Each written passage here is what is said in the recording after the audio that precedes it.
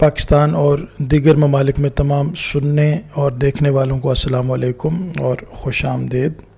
Report میں عنوان لکھیں یا نہ لکھیں، رپورٹ میں تاریخ لکھنا کتنا ضروری ہے،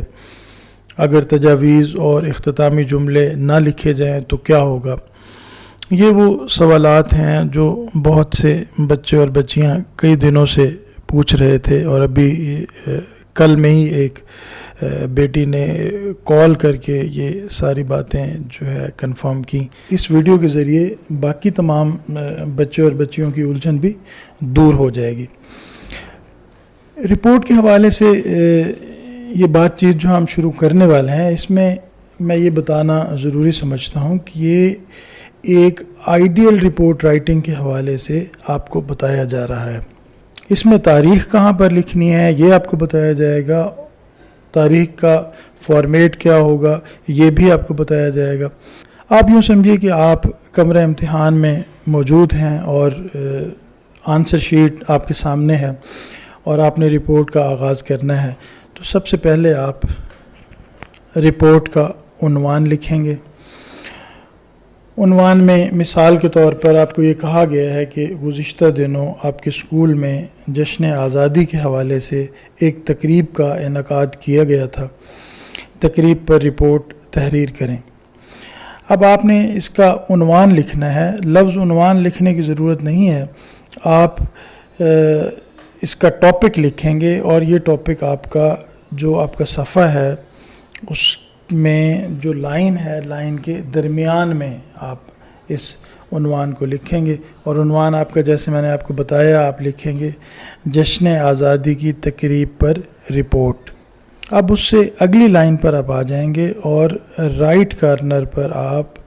سب سے پہلے تاریخ لکھیں گے، اس کے بعد آپ مہینہ لکھیں گے، اس کے بعد سکتہ یعنی کوما کی علامت آئے گی، اور اس کے بعد آپ سن لکھیں گے یعنی ایئر لکھیں گے، اور اس کے بعد آپ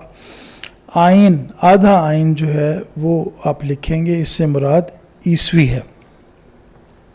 اب یہ لکھی ہوئی علامت آپ کے سامنے آ رہی ہوگی، 22 تاریخ ہے، ستمبر مہینہ ہے، اس کے بعد کوما ہے، کوما کے بعد 2020، اور اس کے بعد عیسوی کی علامت۔ اب یہ اردو کا فارمیٹ آپ کے سامنے ہے جس میں تاریخ، مہینہ، سن اور عیسوی کی علامت دی گئی ہے۔ اگر آپ کو اردو کے فارمیٹ میں تاریخ لکھنے میں اور سن لکھنے میں مشکل پیش آتی ہے تو آپ اسے انگریزی کے فارمیٹ میں بھی لکھ سکتے ہیں، لیکن آپ کو اس بات کا خاص خیال رکھنا ہوگا کہ جس فارمیٹ میں آپ تاریخ لکھیں گے اسی فارمیٹ میں آپ کو سن یعنی ایئر بھی لکھنا ہوگا۔ جیسا کہ آپ کو اسکرین پر نظر آ رہا ہے، جہاں آپ نے تاریخ لکھی ہے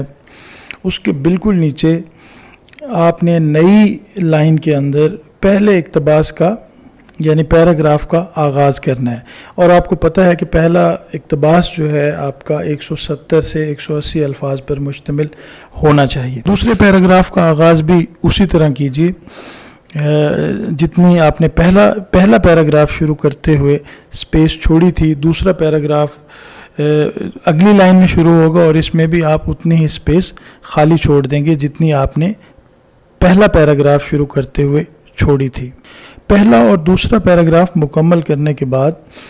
آپ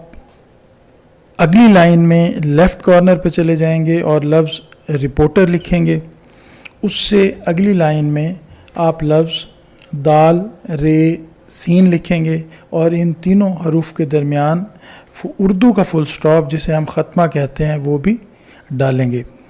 آپ کی رپورٹ مکمل ہو چکی ہے، اور آپ نے کسی صورت بھی اختتامی جملے اور تجاویز کو رپورٹ میں مس نہیں کرنا ہے۔ ہر صورت میں تجاویز اور اختتامی جملے رپورٹ کا حصہ بنانے ہیں، اور لفظ رپورٹر اور آخر میں یہ جو دال، رے، سین ہم لکھ رہے ہیں یہ بھی رپورٹ کا حصہ ہے۔ اگر آپ اس کو سکپ کر دیں گے، اس کو مس کر دیں گے، اس کو نہیں لکھیں گے تو آپ کے نمبر ہر صورت میں کاٹے جائیں گے۔ آج کی ویڈیو میں بس اتنا ہی، امید ہے اس سے آپ کو فائدہ ہوا ہوگا۔ آئندہ کسی نئے موضوع پر نئی ویڈیو کے ساتھ آپ سے بات ہوگی، تب تک کے لیے اللہ حافظ۔